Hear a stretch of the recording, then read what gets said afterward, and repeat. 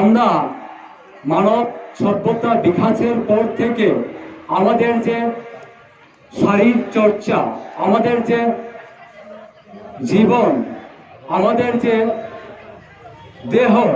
আমরা সুস্থ রাখার জন্য আমাদের একটা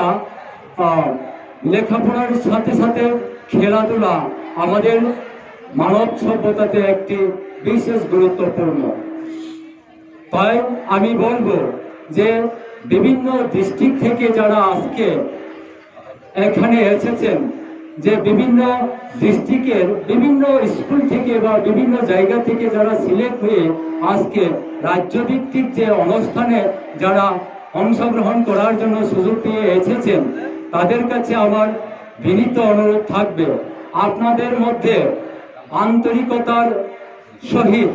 আপনারা যে খেলাধুলা আপনাদের চর্চা সেটা আপনারা রাখতে হবে এবং জয় পরাজয় সবার কাছে আছে, সেই জয় পরাজয়কে আমরা মেনে নিতে হবে। আমাদের যে খেলার মধ্যে যে জাজমেন্ট আছেন, আমাদের মধ্যে যারা কমিটি আছেন, কমিটির কর্মকর্তারা যে সিদ্ধান্ত নেই সেই সিদ্ধান্তকে আমরা মেনে নিতে হবে এবং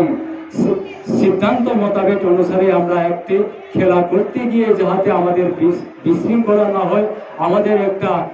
অনৈতিক ঘটনা না ঘটে সেদিকে আমরা লক্ষ্য রাখতে হবে এবং অত্র এলাকার জনগণ এবং যারা কমিটির সদস্য